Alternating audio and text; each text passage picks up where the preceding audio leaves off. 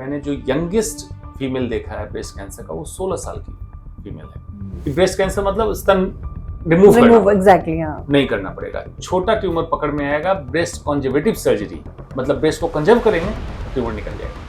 अगर individual ladies है तो उनको कौन सी एज में फिर ऐसी स्क्रीनिंग करानी शुरू कर देनी चाहिए? रिकमेंडेड स्क्रीनिंग है कि 40 साल से ऊपर फीमेल को ब्रेस्ट कैंसर स्क्रीनिंग कराना चाहिए। पहले कैंसर सर्जरी जो कर रहा है उसके पास एमसीएस सर्जिकल ऑन्कोलॉजी की डिग्री है कि नहीं, ये चेक करना बहुत जरूरी है। कैंसर के ट्रीटमेंट में सर्जिकल देखें तो रोबोटिक सर्जरी तक पहुंच चुके हैं। अब हम gene therapy, stem cell transplant की बात कर रहे हैं, इसलिए असाध्य नहीं है। योग हमारी जीवन शैली, हमारी पद्धति है, और योग अगर करें तो 6 टॉप की बीमारियां आपको नहीं छुएगी: hypertension, diabetes, heart disease, cancer, polycystic ovarian disease, obesity. Sir, जो यंग गर्ल्स हैं, क्या पैडेड ब्रा या वायर ब्रा, क्या ये भी कैंसर का कारण है? ये एक मिथ चला था, पैडेड ब्रा या वायर्ड ब्रा इससे कैंसर होता है, ये मिथ है, ये गलत है। टीवी की सबसे फेवरेट बहू हिना खान को जब से ब्रेस्ट कैंसर हुआ है तभी से सबके जहन में एक सवाल जरूर आ रहा है।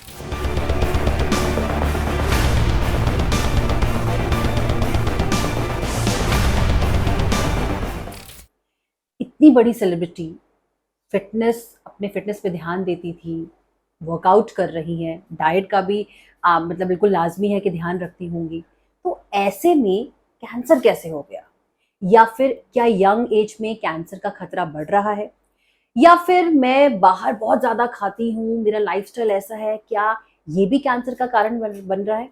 ऐसे में फिल्मी बीट में आज हमने सोचा कि आपके तमाम ऐसे सवाल का जवाब हम दें, मगर हमारे साथ आज बहुत ही special guest, senior cancer doctor Anshuman Kumar हमारे साथ यहाँ पर है। सीनियर कैंसर सर्जन है और ढेर सारी बातें करनी है उनसे, ढेर सारे आपके सवाल के जवाब है वो उनसे पूछेंगे। सर, पहले तो बहुत बहुत स्वागत है फिल्मी बीट में, and thank you so much कि आपने अपने बिजी शेड्यूल से हमारे लिए टाइम निकाला। सर, पहला सवाल आई एम श्योर आपके पास आपके पेशेंट से पूछते होंगे, does cancer means the end? No. जितना साधारण आपका सवाल है इतना ही साधारण जवाब है नो। इसके लिए जरूरत है समझने की कि कैंसर है क्या। कैंसर मतलब दहशत नहीं है, बिल्कुल। कैंसर मतलब डेथ नहीं है, कैंसर मतलब डेथ सर्टिफिकेट नहीं है, पहले दिमाग में तय कर लें। तो कैंसर है क्या?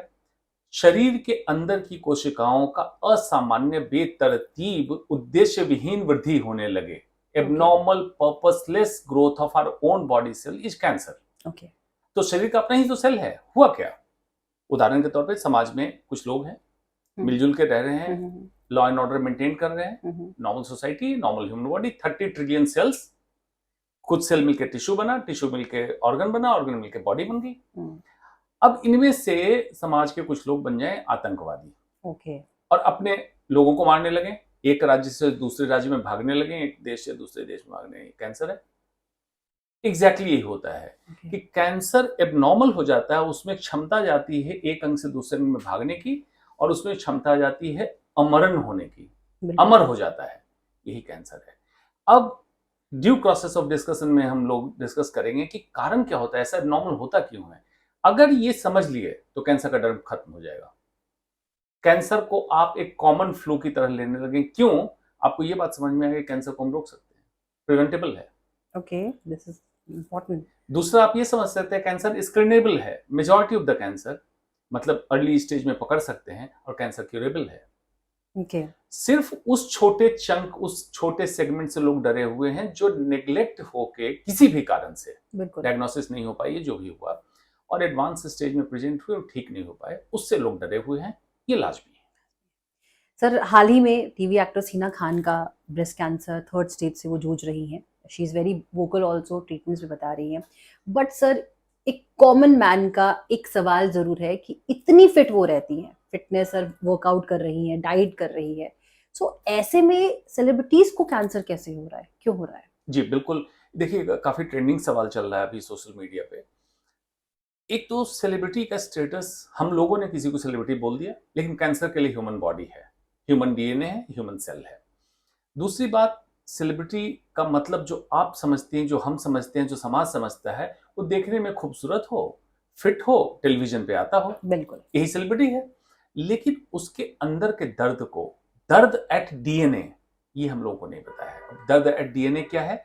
Physically fit, mentally stressed. Okay okay. Stress बहुत बड़ा कारण है।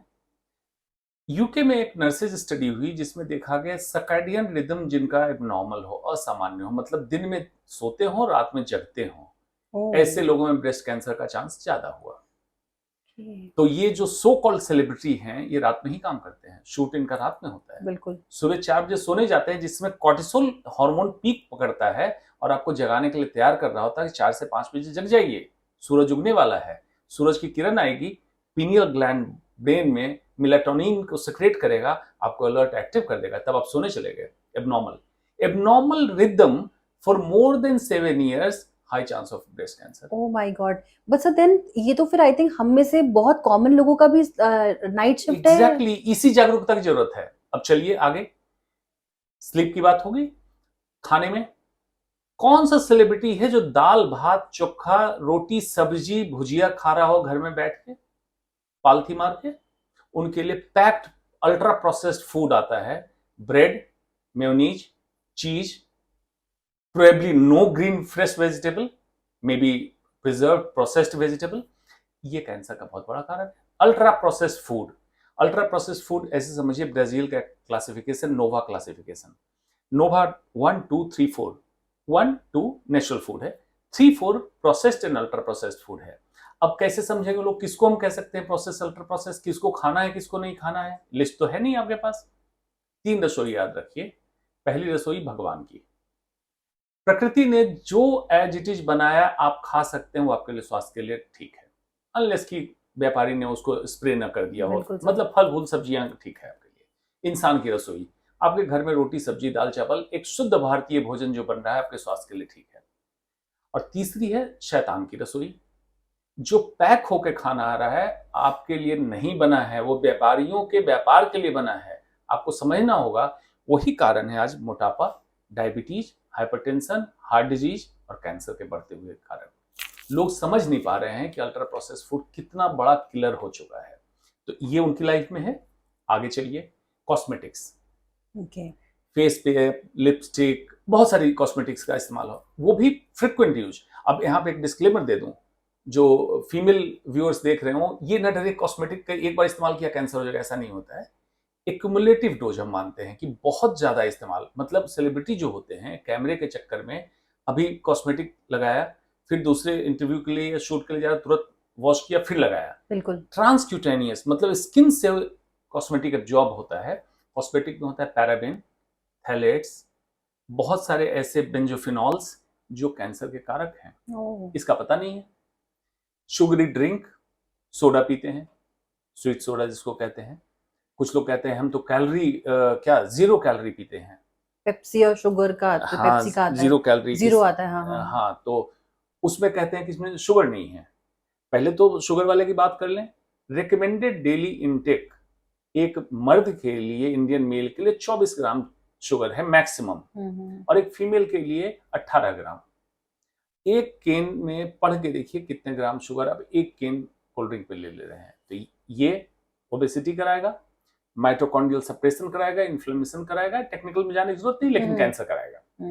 अब जो आप ले रहे हैं सो कॉल्ड डाइट करके कुछ शुगर फ्री, उसमें स्पार्टेम, सुक्रोलोज, एल्यूलोज, इस तरह की चीजें जो हैं वो भी कैंसर के कारक हैं। लोगों को पता ही नहीं है, क्योंकि हाइपर इंसुलिनीमिया कराता है, लेकिन इसमें कैलोरी नहीं है। तो आप फॉल्स सेंस में रहते हैं कि कैलोरी तो है नहीं, एक की जगह में 2 पी लूं, 4 पी लूं।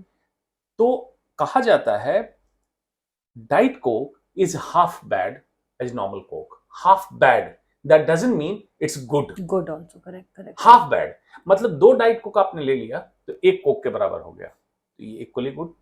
अब इस तरह से जब चीजों को देखेंगे तो आपको पता चलेगा सेलिब्रिटी की लाइफ एक कॉमन इंसान की लाइफ से ज्यादा चैलेंजिंग है, लेकिन उनके प्रोफेशन की डिमांड है। इसलिए मुझे इसमें आश्चर्य नहीं लगता है कि उनके लाइफस्टाइल के हिसाब से कोई बहुत अनटुवर्ड या अचंभित करने वाली कोई बात हो गई, कैंसर की डायग्नोसिस हो गई। हाँ, अब कहिए कि जरूरत क्या है? जरूरत है उनको भी अपने लाइफस्टाइल के बारे में समझने की। शूट अगर रात में हो सकता है तो दिन में भी हो सकता है। ओके। कॉस्मेटिक का बैलेंस इस्तेमाल भी हो सकता है। खाना होममेड भी खा सकते हैं, इसको बैलेंस करने की जरूरत सर आप ही के इन बातों में दो सवाल मैं इसे पूछना चाहूंगी। आपने पहले बोला कि शुगर, मतलब दैट मीन्स शुगर कहीं ना कहीं ट्रिगर करता है बॉडी में कैंसर को, है। Yes, any form of sugar sir?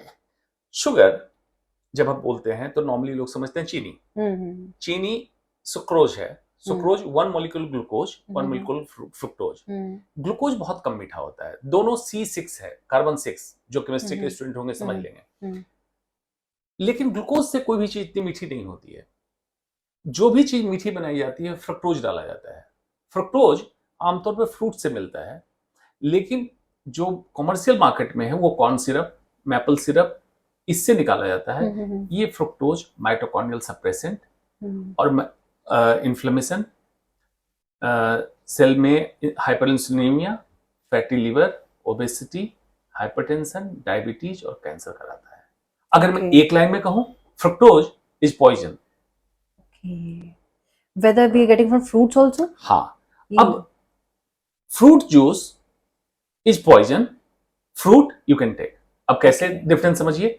Fruit में क्या है, जूस के अलावा फाइबर है, एंटीऑक्सीडेंट है। तो जब फाइबर जाएगा तो आपके इंटेस्टिन को, आंत को लेयर कर देगा और सडनली फ्रुक्टोज एब्जॉर्ब नहीं होने देगा। साथ में आंत के अंदर बैक्टीरिया है, लगभग 50 to 70 ट्रिलियन बैक्टीरिया हमारे आंत के अंदर है, जो हमें प्रोटेक्ट कर रहा, बचाता है गंदी चीजों से। वो फाइबर पे जीता है, फाइबर खाता है। अगर उसको फाइबर खाने में आपने नहीं दिया, जिसके कारण अल्ट्रा प्रोसेस्ड फूड की मैंने बात की, फ्रूट जूस की बात की, तो उसको खाना नहीं मिलेगा, आपके इंटेस्टिन को खाएगा और आपको बीमार करता है, डैमेज करता है। तो fruit is good for the time being, fruit juice is bad, number 1। Number 2, fruit with spread insecticide is poison, fruit with preserved chemical poison, fruit with coated wax poison। तो अब पूछेंगे कि ऐसे ड्रग्स सब मना कर देंगे? नहीं, सीजनल खाइए, रीजनल खाइए। फ्रूट आप खा सकते हैं, जिस सीजन में फ्रूट्स आ रहा हो उसी सीजन में खाइए, ताकि प्रिजर्वेटिव नहीं डाला गया उस पर। रीजनल खाइए। आप अगर दिल्ली, उत्तर प्रदेश, बिहार में रह रहे हो तो वहां जो फल होता है वो खाइए, पपीता, केला, अमरूद। सीजन में आम आ रहा है, आम खा लीजिए। वाटरमेलन हो गया, वाटरमेलन। लेकिन आपके एरिया में उपजे, जब भी कोई चीज ट्रांसपोर्ट होती है तो उसको पहले प्रिजर्व किया जाता है, ताकि शेल्फ लाइफ बढ़े। ट्रांसपोर्टेशन में प्रिजर्व जब भी केमिकल से किया जाए वो आपको डैमेज करेगा, अल्टीमेटली कैंसर बनाएगा। तो आपको थोड़ा सजग, जागरूक इतना होना है। एक हो सकता है लैकलक्षर बिहेवियर आपका, कि आप सोच लें ऐसा थोड़ी सबको कुछ हो जाएगा, हो जाता है। जागरूक होना जरूरी है। बिल्कुल सर। और जागरूक होने में नुकसान क्या है? आप स्वस्थ रहें, लंबा जिए, रादर की भाग दौड़ के कुछ समय में कमा लें और बाद में उसको अस्पताल में गवा दें। इससे बेहतर है कि आप स्वस्थ रहिए। सर लिपस्टिक लगा रहे, मैं भी लिपस्टिक लगा के हमारे में काम होता है, तो क्या जैसे कई उस दिन आपसे डिस्कशन एक और भी हो रहा था कि लिपस्टिक अगर लगा रहे हैं उसको हमारा इंटेक हो जाता है। हाँ। तो सर क्या वो भी एक कारण है? बिल्कुल, लिपस्टिक में लेड, कई तो कंपनी है जो लेड भी डालती है। बाकी प्रिजर्व करने के लिए पैराबेन डाला जाता है। कुछ लिपस्टिक में मैंने सुना है कि एसेंस भी डाला, एसेंस थैलेक्स होता है खुशबू के लिए। तो ये सारी चीजें कार्सिनोजेनिक है। ऊपर से स्वेलो करते हैं और भी ज्यादा। अदरवाइज ट्रांसक्यूटेनियस, जैसा मैंने कहा, कि स्किन से ही एब्जॉर्ब होती है। अब जरूरत है या तो क्वालिटी एश्योरेंस करें प्रोडक्ट का, जो आप प्रोडक्ट ले रहे हैं। दूसरा, उसमें जो भी कंट्री का है उसके एक मार्कर, एक पैमाना तय किया जाता है कि इसमें परमिसेबल लिमिट से ऊपर कोई भी चीज तो नहीं है। अगर ये है तब इस्तेमाल करें, लिमिटेड करें, क्योंकि ये ऑब्वियसली आर्टिफिशियल ब्यूटी है। आपकी स्किन नेचुरली ग्लो करे, इसके लिए आपको स्वास्थ्य पे ध्यान देने की जरूरत है, एक बात। दूसरी बात, ये आज तो नहीं, युगांतर से महिलाएं श्रृंगार कर रही हैं, लेकिन वो श्रृंगार कौन सा श्रृंगार था? ये पैक लिपस्टिक नहीं थी, नेचुरल था। यस, पलास का फूल, टेसू का फूल, गुलाब के पंखुड़ियों से रूज बनाती थी चेहरे पे लगाने के लिए। सुरमा भी नेचुरल तरीके से बनता, सारी नेचुरल चीजें। अगर आपके पास उपलब्धता है, आपका बागीचा है, तो आप सारी चीजें उठाइए, करिए। अदरवाइज बैलेंस कर लीजिए। बैलेंस क्यों मैं कह रहा हूं? अगर आपने एक टॉक्सिन लिया, एक पॉइजन लिया, और साथ में आपने हेल्दी लाइफस्टाइल भी लिया, उस टॉक्सिन को किल आप कर सकते हैं। लेकिन अगर टॉक्सिन बहुत ज्यादा ले लिया, हेल्थी लाइफस्टाइल कितना भी रख लें, उसको आप न्यूट्रलाइज नहीं कर पाएंगे।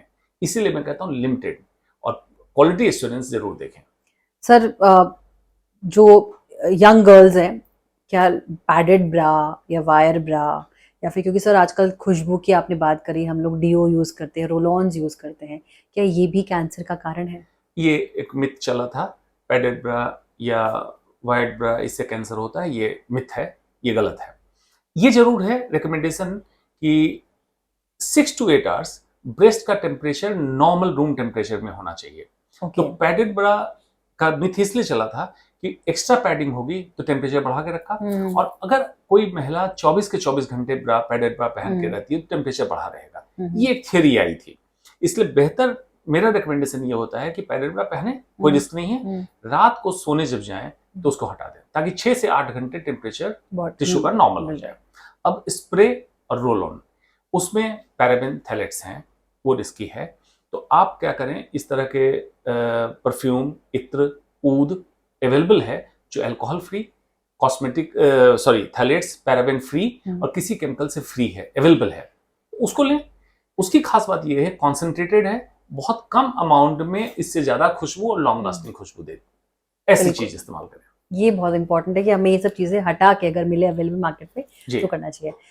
सर जेनेटिक की क्योंकि कई बार हो रहा है कि जैसे फॉर एग्जांपल एंजेलिना जोली, उनका भी एग्जांपल है, अगर किसी की मदर को ब्रेस्ट या ओवेरियन कैंसर था तो कहीं ना कहीं डॉटर में वो आने के बहुत बहुत चांसेस है। पहला सवाल तो सर इसी पे है कि क्या कितना चांसेस है, क्या है। दूसरा सर, क्या ये सारे कैंसर्स पे वैलिड है? फॉर एग्जांपल अगर किसी के फादर को लिवर कैंसर था या लंग कैंसर है तो क्या बच्चों में भी आने के या जेनेटिकली वो पास ऑन होने के चांसेस है? जी, दो चीजें हैं। एक कहते हैं हम फैमिली क्लस्टर, कैंसर का फैमिली क्लस्टर, मतलब एक फैमिली में कई कैंसर का हो जाना, और एक कहते हैं जेनेटिक कैंसर। जेनेटिक कैंसर, अगर सारे कैंसर को देख लें तो 5 से 15% सिर्फ जेनेटिक कैंसर है। ओके। मतलब अगर 100 कैंसर के मरीज को देखते हैं उसमें 5 मरीज से लेकर 15 मरीज के बीच ही निकलते हैं जिनको जेनेटिक प्रॉब्लम, मतलब पुश्तैनी कुछ मिला हो, मदर फादर को रहा हो, जीन मिला, इनको भी हो गया। फैमिली क्लस्टर का मतलब ये होता है एक फैमिली में लाइफस्टाइल, रहने का तरीका, खाने का तरीका, वातावरण सेम है, तो एक खास प्रकार का कैंसर उनमें चल रहा हो उनके घर में। जैसे पाम ऑयल खाते हो, उनके अंडरग्राउंड वाटर में आर्सेनिक हो, कैडमियम हो, खाना जो गेहूं चावल धान जो भी जहां से लाते हो वहां बहुत फर्टिलाइजर इंसेक्टिसाइड इस्तेमाल हो रहा, ये फैमिली क्लस्टर हुआ, इसमें कैंसर हुआ। अब चलिए लिवर कैंसर, माउथ कैंसर, इन सब से आमतौर पे लोगों को लगता है कि फैमिली हुआ दूसरे को हो जाएगा, बहुत कम, 5% सिर्फ चांस इसका रहता है जेनेटिक, बाकी जेनेटिक नहीं है। ब्रेस्ट कैंसर सबसे ज्यादा 12 से 15% जेनेटिक है, रेस्ट जेनेटिक नहीं है। अब एंजेलिना जोली की बात आपने कही, एंजेलिना जोली का नानी को एक ब्रेस्ट ओवेरियन कैंसर सिंड्रोम होता है कि अगर फैमिली में फर्स्ट ऑर्डर रिलेटिव को, फीमेल को ब्रेस्ट या ओवरी कैंसर हुआ तो जो बच्चियां हैं उनको जागरूक होकर चेक कराना चाहिए। तो एंजेलिना जोली के नानी के समय टेस्ट नहीं आया था जिसकी अभी चर्चा मैं करने वाला हूं, उनको लेकिन ब्रेस्ट ओवेरियन कैंसर सिंड्रोम था, मदर को भी था। तो एंजेलिना जोली जब पीक पे अपने करियर में थी तो ब्रैका टेस्ट आ गया, BRCA 1 और 2 जीन टेस्टिंग आ गया, जिसको ब्रेस्ट कैंसर पैनल करके हम लोगों ने कहा। उन्होंने टेस्ट कराया, टेस्ट पॉजिटिव आ गया, इसका मतलब उनकी फैमिली में जीन चल रहा था। फिर उन्होंने प्रोफाइलैक्टिक मैस्टेक्टमी करा ली, मतलब सर्जरी तब करा ली जब कैंसर हुआ ही नहीं है, ताकि कैंसर ना हो। तो ब्रेस्ट की कैंसर की सर्जरी करा के ब्रेस्ट से तो बच गए, लेकिन ऐसे रोगी में ब्रैका जीन पॉजिटिव जो लोग होते हैं, रोगी नहीं कहना चाहिए, ऐसे लोगों में उसमें ओवरी कैंसर और पेरिटोनियल कार्सिनोमेटोसिस पेट के अंदर होता है, उसके कैंसर की संभावना रहती है। तो ऐसे लोगों को कहा जाता है कि आप स्क्रीनिंग में रहें, ओवरी और पेट में जो कैंसर होने की संभावना, उसके लिए हम चेक करते रहेंगे आपको। ब्रेस्ट का तो क्योंकि बाकी की सर्जरी करना उचित नहीं है पहले, इसलिए कहा जाता है कि इसको स्क्रीनिंग पे रखिए। अच्छा, फिर किन, जैसे फॉर एग्जांपल अगर इंडिविजुअल लेडीज है तो उनको कौन सी एज में फिर ऐसी स्क्रीनिंग करानी शुरू कर देनी चाहिए? हाँ, अगर फैमिली में इस तरह की चीज आई है कि माँ को, मौसी को, नानी को इस तरह की कैंसर की संभावना दिखी है, तो पहले तो ब्रेस्ट कैंसर पैनल जीन करा लें, जिसमें BRCA1, BRCA2 और भी जीन्स चेक कर लिए जाते हैं। अगर वो निगेटिव है तो ये स्पोरेडिक, मतलब जीन की प्रॉब्लम नहीं रहेगी नानी में, मदर में, स्पोरेडिक हुआ तो आपको एज सच नॉर्मल पॉपुलेशन में आप आ गए। पॉजिटिव है तो जैसे मैंने अभी एंजेलिना जोली की केस बताई वैसे करना है। अगर नेगेटिव है तो रिकमेंडेड स्क्रीनिंग है कि 40 साल से ऊपर फीमेल को ब्रेस्ट कैंसर स्क्रीनिंग कराना चाहिए। ये पहला इसका पार्ट है। स्क्रीनिंग से भी पहले मैं कहूंगा ब्रेस्ट सेल्फ एग्जामिनेशन, इसकी बिल्कुल। जागरूकता की भारत में जरूरत है। क्यों? अमेरिका ने इसको हटा दिया, क्योंकि अमेरिका में 100% स्क्रीनिंग मैंडेटरी कर दिया गया है। अच्छा। तब तो वहां ठीक है, लेकिन भारत में भी 100% मैंडेटरी। 100% क्या, कुछ भी नहीं है, कुछ भी नहीं है सर, नोबडी गोज ऑन। तो जो भी लोग सुन रहे हैं, अगर वॉलंटियर करें तो आप लोग आगे बढ़िए। महिलाएं किट्टी पार्टी में, इसमें ब्रेस्ट कैंसर सेल्फ स्क्रीनिंग के लिए प्रोटोकॉल है बना हुआ, मोटिवेट कीजिए लोगों को, सेल्फ स्क्रीनिंग चालू करें। ओके। उसके बाद clinical breast examination annual oncologist को दिखाएं। उसके बाद ऑन्कोलॉजिस्ट देख के बताएगा कि स्क्रीनिंग के लिए आपके लिए उपयुक्त क्या है, मेमोग्राफी या अल्ट्रासाउंड, एज के हिसाब से, या दोनों को कंबाइन करें, या ब्रेस्ट कभी ज्यादा डेंस हो तो हम लोग कहते हैं एमआरआई करा लीजिए स्क्रीनिंग के लिए। पहला बेसलाइन स्क्रीनिंग जब हो गया तो आपको प्रोटोकॉल दे दिया कि ईयरली कराना है या 3 ईयरली कराना है। तो 40 साल से स्टार्ट करके 70 साल की उम्र तक 30 स्क्रीनिंग प्रोटोकॉल हम लोग कहते हैं, 30 स्क्रीनिंग ईयर करा लें, ताकि अगर कोई चेंजेस हो रहे हो तो अर्ली पता चले, प्री कैंसर पता चले या अर्ली कैंसर पता चले और उसको क्योर कर दें, ताकि जो मिथ जिंक्स पड़ा हुआ है ब्रेस्ट कैंसर के साथ, क्योर नहीं होता है, नंबर 1 वो खत्म होगा। दूसरा जिंक्स पड़ा हुआ है कि ब्रेस्ट कैंसर मतलब स्तन रिमूव करना, एग्जैक्टली, नहीं करना पड़ेगा। छोटा ट्यूमर पकड़ में आएगा, ब्रेस्ट कॉन्जर्वेटिव सर्जरी, मतलब ब्रेस्ट को कंजर्व करेंगे और ट्यूमर निकल जाएगा। ये भी संभव है। सर यहाँ पे आपको मैं वो करना चाहूंगी, काउंटर मेरा क्वेश्चन है। आपने बोला 40 से ऊपर, लेकिन आजकल तो सर 30 से 40 के बीच में भी हो रहा है। बिल्कुल बिल्कुल बिल्कुल। 40 से 70 का जो प्रोटोकॉल बना, ये इंटरनेशनल प्रोटोकॉल हमारा बन गया। जो जेनेटिकली पॉजिटिव केस है उसको तो पहले करना। कब पहले? फैमिली में जो ब्रेस्ट कैंसर जिस एज में हुआ, उदाहरण के तौर पे माँ को अगर 40 साल की उम्र में ब्रेस्ट कैंसर हुआ, उससे 10 साल पहले चालू करना है, मतलब 30 साल की उम्र में। माँ को अगर 35 साल में हुआ तो आपको 25 साल में चालू करना है। लेकिन कुछ without family history, without genetic history, कुछ केसेज आए हैं। मैंने जो यंगेस्ट फीमेल देखा है ब्रेस्ट कैंसर का, वो 16 साल की फीमेल है, अनमैरिड, और वो भी स्टेज 4 लेके प्रेजेंट किया, क्योंकि उसको पता ही नहीं चल रहा था। बैक पेन की हिस्ट्री थी, कमर में दर्द होता था, जहां तहां दिखाते रहे। अल्टीमेटली एमआरआई जब हुआ पता चला कि इसमें कुछ डिपॉजिट हैं कैंसर के। ढूंढा जाने लगा तो ब्रेस्ट में पता चला छोटा सा ट्यूमर। ये एबनॉर्मल चीज है।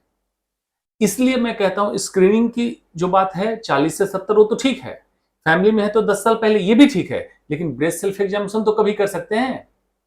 इसके लिए ही जरूरत है सेल्फ ब्रेस्ट एग्जामिनेशन की ट्रेनिंग दी जाए, प्रॉपर किया जाए, ताकि कोई भी एबनॉर्मल फाइंडिंग आए तुरंत ऑन्कोलॉजिस्ट को दिखाओ, तुरंत चेक करा लो। इतना जागरूक अगर होंगे तो हम इसको कंट्रोल कर सकते हैं। सही, योगा से होगा। योगा से होगा, अच्छा टैगलाइन है। मतलब preventive measures, because C sir योग का एक बहुत वो है। बिल्कुल। देखिए योगा, डिस्क्लेमर एक ये भी दे दूं, मैं योग में डिग्री होल्डर हूं बीएचयू वाराणसी से, इसलिए जो भी भूलूंगा सत्य बोलूंगा।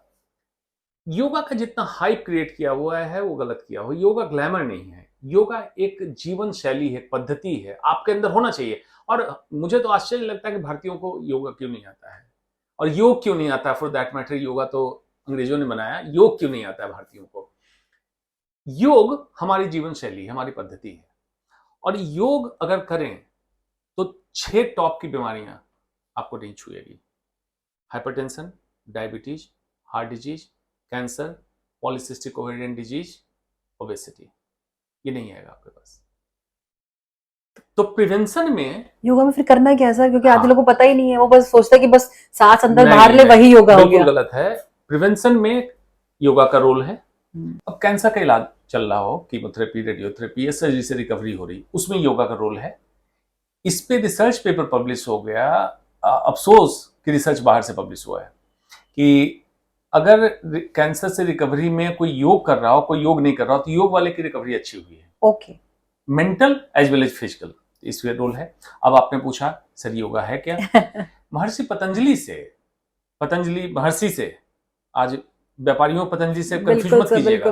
महर्षि पतंजलि से उनके शिष्यों ने पूछा कि गुरुजी योग है क्या? तो दूसरे सूत्र में ही उन्होंने क्लियर कर दिया था, योगश्चित्त वृत्ति निरोधा, चित्त की वृत्तियों का सदैव के लिए रुक जाना ही योग है। अब लोग क्या समझते हैं योग के बारे में?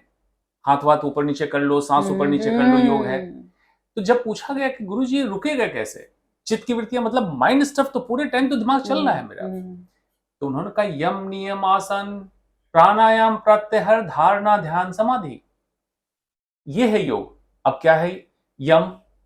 आपके जीवन में संयम क्या क्या क्या है, क्या करते हैं क्या नहीं करते हैं, क्या खाते हैं क्या पीते हैं, हाइजीन कैसा है, कैसे उठते हैं कैसे सोते हैं, कब सोते हैं कब जगते हैं, सारा। नियम, आपके रूल रेगुलेशन क्या है लाइफ के, ग्रीड है, अहंकार है, धोखा है, ये सब है कि नहीं है, कहा कि इसको कंट्रोल करना है, ये तो करना पड़ेगा। यम और नियम। आसन, योगासन जिसको आप कहते हैं एक्सरसाइज, एक्सरसाइज नहीं है।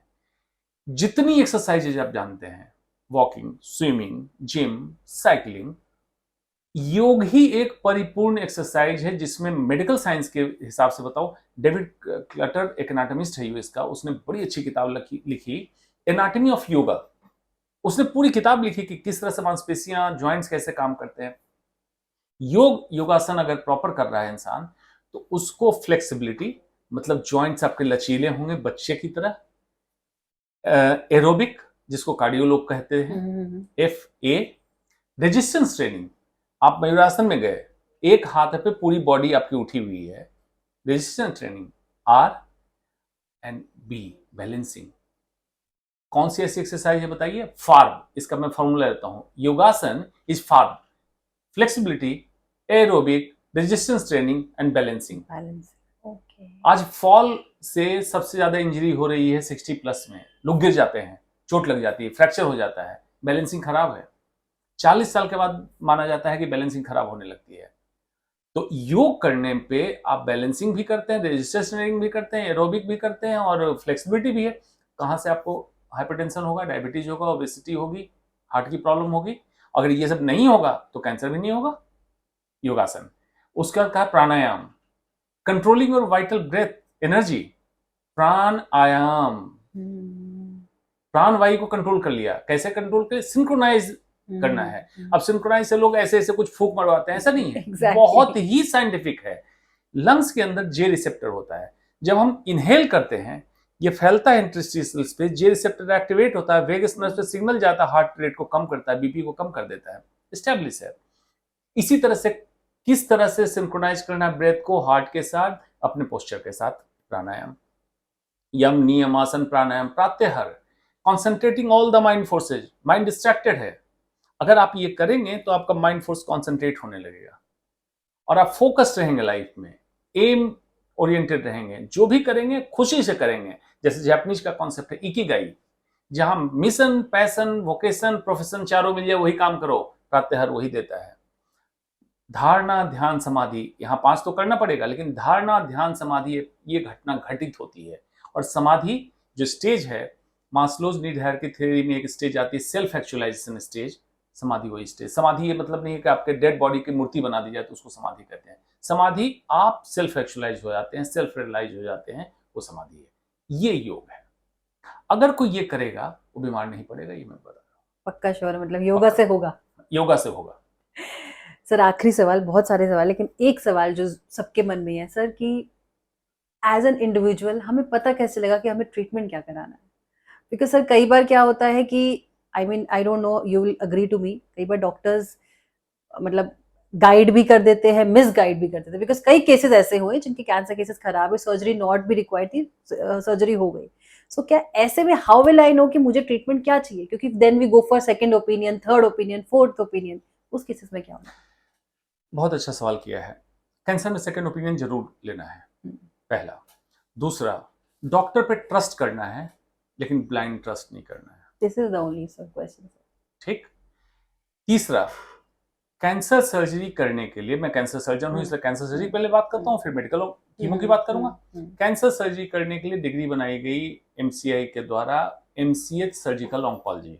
ओके। तो पहले कैंसर सर्जरी जो कर रहा है उसके पास MCH सर्जिकल ऑन्कोलॉजी की डिग्री है कि नहीं, ये चेक करना बहुत जरूरी है। ओके।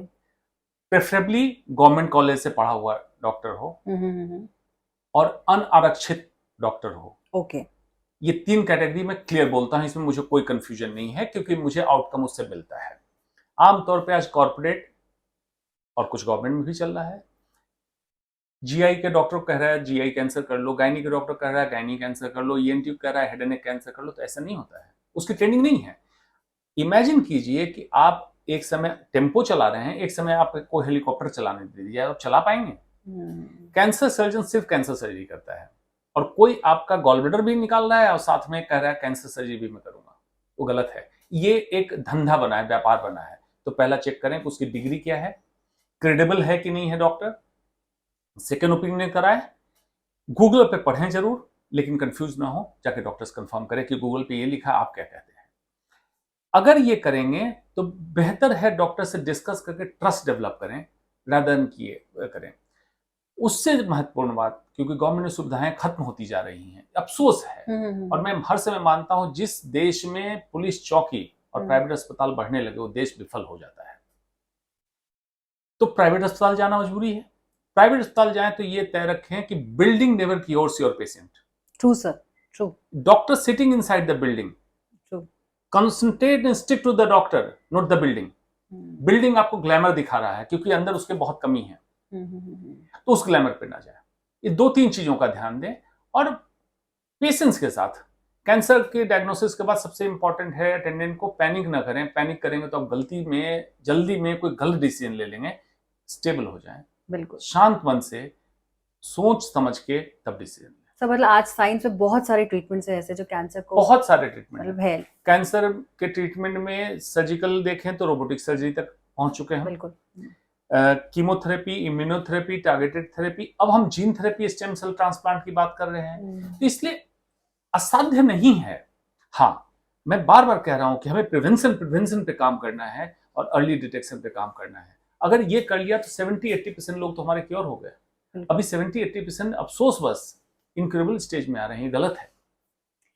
बहुत बहुत शुक्रिया sir, and I am sure जो आपसे बातें हुई है ना, वो शायद कैंसर को प्रिवेंट करने में ज्यादा इंपॉर्टेंट है कि अगर हम अभी से अपना लाइफस्टाइल चेंज कर दे, जो जो आपने चीजें बताई है उसमें वो कर ले, एंड यस योगा से भी होगा, अगर हम वो भी शुरू कर दे तो शायद हम उस स्टेज तक पहुंच ही ना पाए। इनफैक्ट आपके दर्शकों को बताऊं, आप लोग तो एंटरटेनमेंट वाले लोग हैं, लेकिन अगर इस तरह की चीज हो तो कमेंट बॉक्स में डालिए इनको। बिल्कुल बिल्कुल, ये सवाल लेके आएंगे, मैं कोशिश करूंगा आपके सवाल का जवाब बिल्कुल दोबारा से। And thank you so much for joining in, and will connect again. And I am sure जितने लोग ये वीडियो देख रहे हैं उन तक इतनी इंपॉर्टेंट इन्फॉर्मेशन जानी बेहद जरूरी है, एंड आई एम श्योर आपको हमारा ये वीडियो भी पसंद आएगा।